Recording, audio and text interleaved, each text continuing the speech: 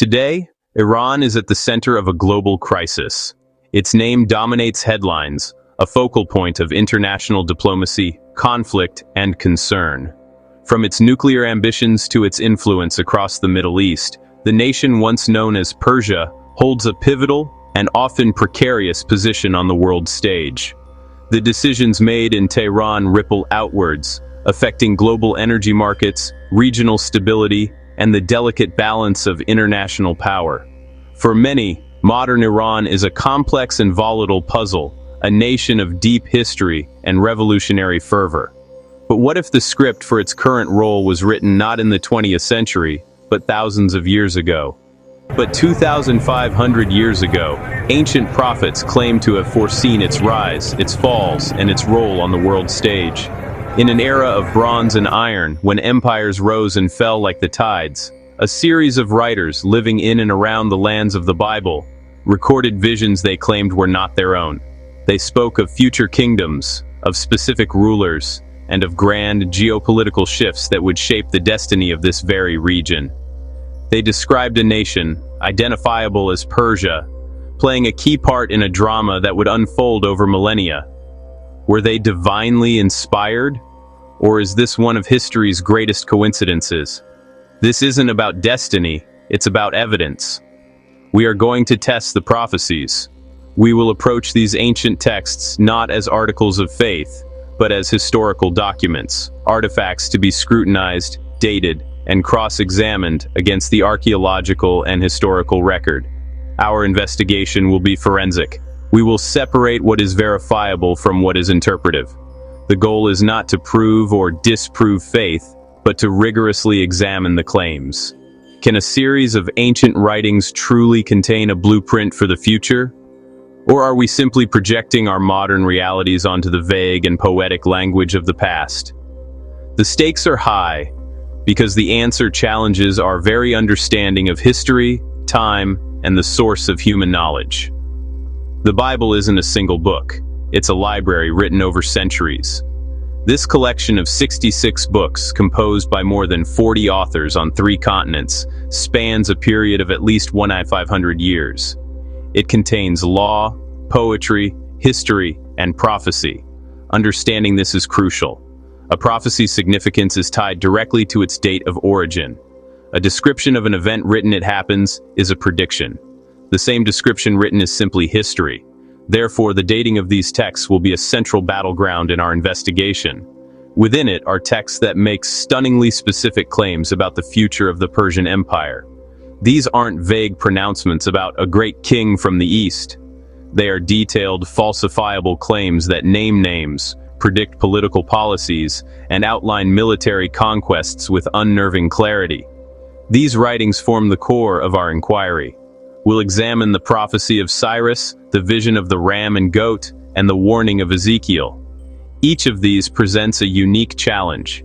Each has been a subject of intense debate among historians, theologians, and skeptics for centuries. We will lay out the prophetic text, present the historical events they seem to describe, and then critically evaluate the arguments for and against them being genuine predictions. For each one, we'll ask, could this have been written after the fact? This is the theory of prophecy from the event. It's the primary skeptical argument that these texts were written by clever authors who already knew the outcome and disguised their history as prediction to lend it divine authority. Or does it stand as a genuine prediction? To answer this, we must become detectives, weighing the evidence from linguistics, archaeology, and manuscript analysis. Exhibit A. The prophet Isaiah, writing around 700 BC, names Cyrus as the future king of Persia who will allow the Jews to return to Jerusalem and rebuild their temple. The text is astonishingly direct. Isaiah 44:28 states, "Who says of Cyrus, 'He is my shepherd and will accomplish all that I please.' He will say of Jerusalem, 'Let it be rebuilt,' and of the temple, 'Let its foundations be laid.'" This wasn't just a prediction of a generic event. It was a prediction that named a specific, non-Jewish king and detailed his unique policy of restoration. A policy that ran counter to the standard practice of conquering empires at the time. The problem? Cyrus wasn't born for another 150 years. At the time Isaiah was writing, the dominant power was the brutal Assyrian Empire. Persia was a minor, insignificant player on the world stage, to name its future king, and to predict he would conquer the Babylonians, who hadn't even risen to full power yet, and then issue a decree to rebuild a temple that hadn't yet been destroyed, seems beyond the realm of coincidence. Critics claim this part of Isaiah was a later forgery. The most common scholarly theory posits a second Isaiah, or Deutero-Isaiah, an anonymous author writing during the Babylonian exile around 540 BC, after Cyrus had already risen to power. In this view, the author wasn't predicting the future. He was writing a theological interpretation of current events, putting the words into the mouth of the revered ancient prophet Isaiah to give them weight. It's a plausible explanation that would neatly solve the problem of the prediction. But the text shows a deep knowledge of Persian royal titles used specifically by Cyrus. Isaiah calls him God's anointed one, or Messiah, a title that resonates with the language Cyrus himself used in his own propaganda, like that found on the famous Cyrus cylinder, where he claims the Babylonian god Marduk chose him to rule. The linguistic and thematic unity of the book of Isaiah also presents a challenge to the forgery theory. Scholars who defend a single author point to consistent vocabulary and themes running through the entire book, suggesting it is a cohesive whole, not a patchwork of different authors from different centuries. If it's a forgery, it's an incredibly precise one, a miraculous prediction, or a historical whodunit. The debate remains fierce. There is no definitive manuscript evidence to prove the second Isaiah theory, but the specificity of the prophecy makes many historians deeply skeptical of an early date. It leaves us at an impasse, an impossibly accurate prediction, or a clever, unattested forgery. Exhibit B. The Book of Daniel describes a two-horned ram representing the kings of Media and Persia. In chapter 8, the prophet Daniel sees a vision.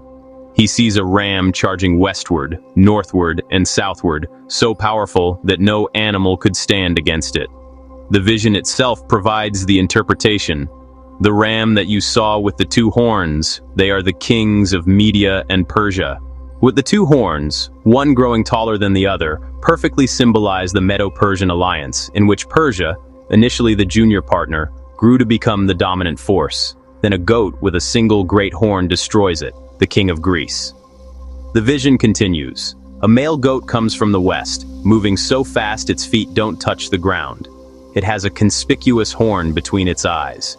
It strikes the powerful ram with great fury, breaking its two horns and trampling it. The text again interprets itself. The shaggy goat is the king of Greece, and the great horn between his eyes is the first king.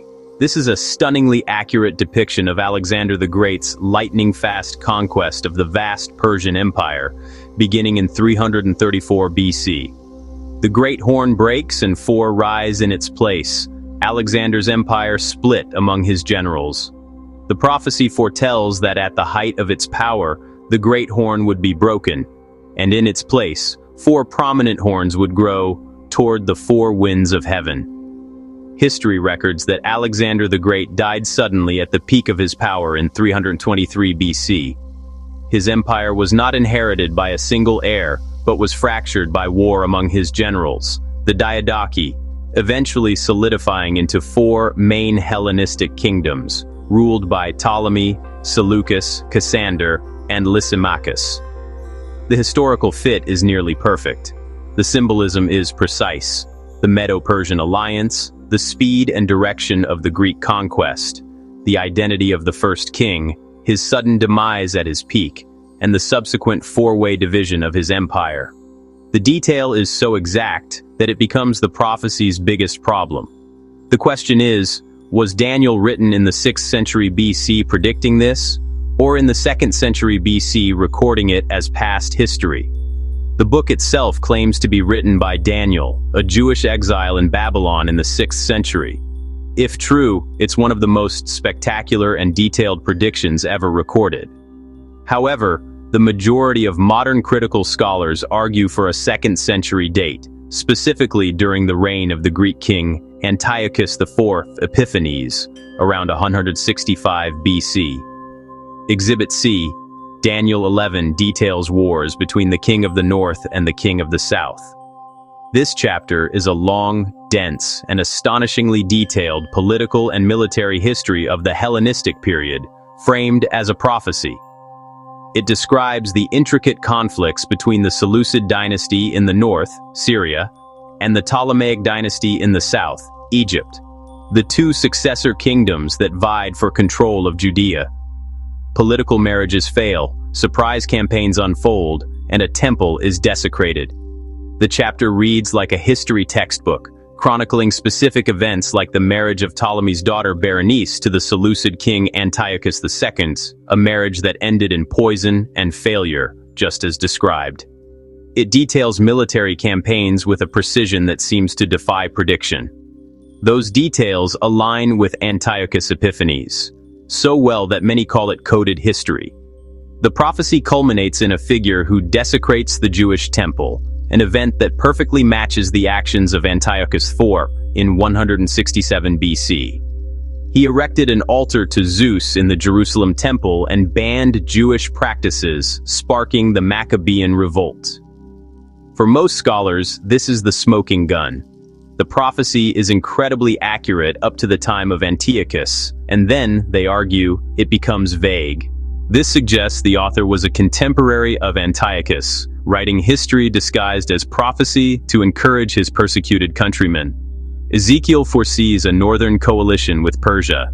Moving to another prophet, Ezekiel, writing during the Babylonian exile in the 6th century BC, presents a different kind of prophecy. In chapters 38 and 39, he describes a future invasion of Israel, led by a figure named Gog, from the land of Magog, the chief prince of Meshech and Tubal. This leader from the far north assembles a grand coalition of nations for the attack, and listed prominently in that coalition is Persia. Today, Iran's cooperation with Russia gives this an eerie echo. Many interpreters have identified the land of Magog and the leader from the far north with modern-day Russia. Seeing Persia, modern Iran, listed as a key ally in this northern-led coalition strikes many contemporary observers as uncannily relevant. The deepening strategic alliance between Moscow and Tehran in the 21st century, involving military, economic, and diplomatic cooperation, seems to mirror the ancient prophetic text. But echoes aren't proof. This is where prophetic interpretation becomes most speculative. The identification of ancient names like Magog, Meshech, and Tubal with modern nations is a matter of interpretation, not historical certainty.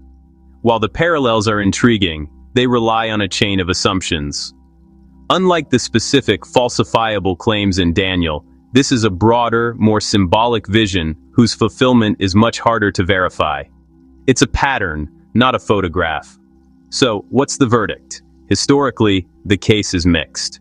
We have laid out the evidence for 3 major prophecies concerning Persia. We've seen the arguments from both sides, the believers in supernatural prediction and the skeptics who argue for post-event authorship.